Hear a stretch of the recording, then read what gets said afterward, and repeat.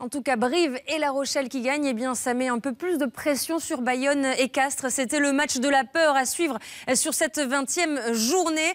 Deux équipes privées de deux hommes en forme. Scott Spedding côté bayonnais, Rory Cocotte côté castré. Les deux joueurs évidemment réquisitionnés par le 15 de France. Avec une petite nuance tout de même côté castré, Philippe Fleiss avec le retour dans les rangs du CO de Rémi Thalès.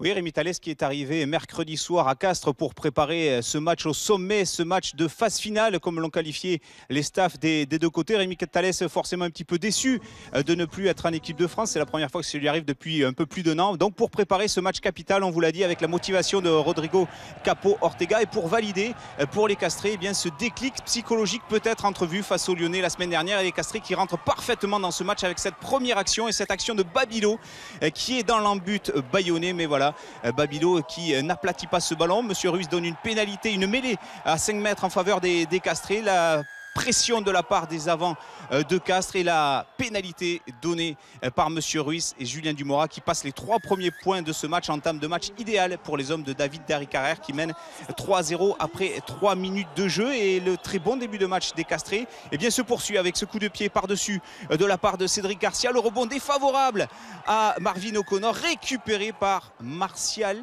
et les Castrés qui marquent un premier essai validé. Cet essai de Martial, on voit Marvin O'Connor trompé par le rebond, et Romain Martial, l'ailier castré, qui aplatit bien ce ballon. Entame idéale confirmée pour les Castrés qui mènent 10-0 après 8 minutes de jeu. De l'inquiétude dans le regard de Patricio Doriega qui assomme un petit peu Jean Daugé, surtout que la mêlée est en grosse difficulté avec cette pénalité, mais cette pénalité donnera rien en faveur des Castrés qui vraiment déroulent dans ce début de match.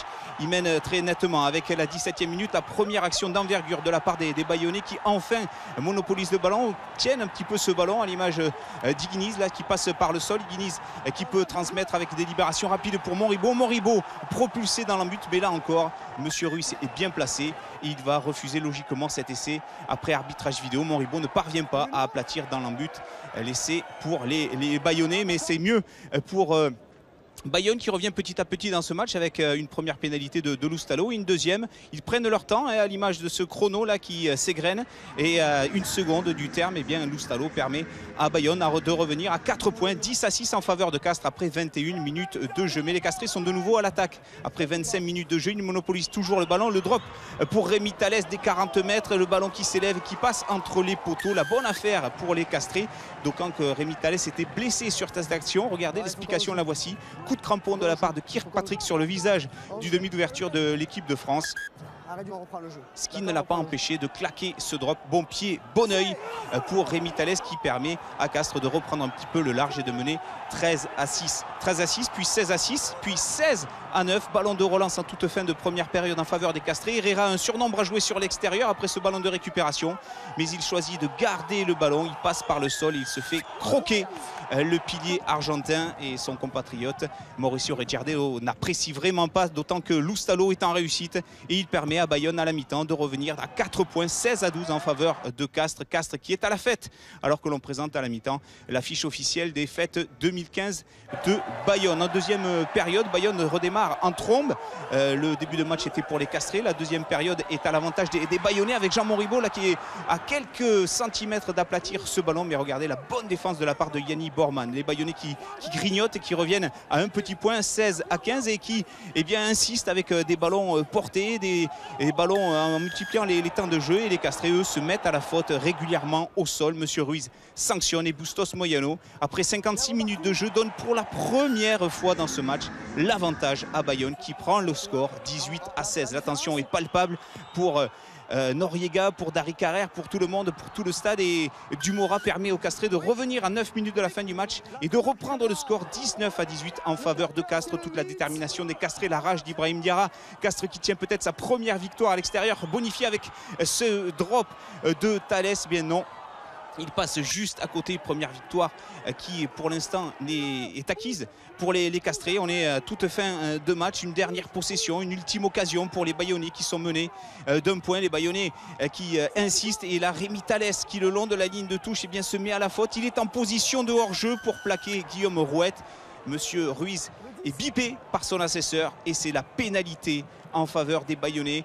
David Darrica retient son souffle, Bustos Moyano à la pénalité de la gagne, tout le staff bayonnais est debout, retient son souffle comme le stade Jean Daugé, 50 mètres en coin pour l'Argentin qui prend sa course d'élan, le ballon qui s'élève et qui va passer entre les poteaux, finale incroyable, victoire au bout du bout pour les Bayonnais de Patricio Noriega qui s'impose 21-19, la joie est à la hauteur de la crainte bien sûr pour des Bayonnais qui plus que jamais ont leur destin entre les mains.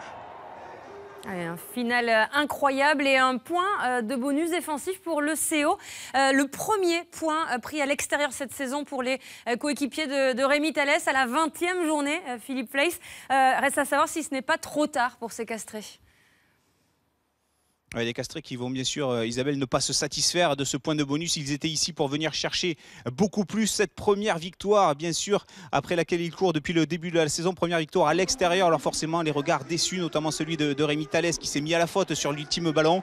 Le visage perdu, un peu dans le brouillard de David Darrica, de Rodrigo Capo Ortega. Tout ça, c'est juste après la pénalité de la gagne de Bustos Moyano. Des castrés qui ne se sont pas éternisés, bien sûr, à Jean Daugé pour regagner vite.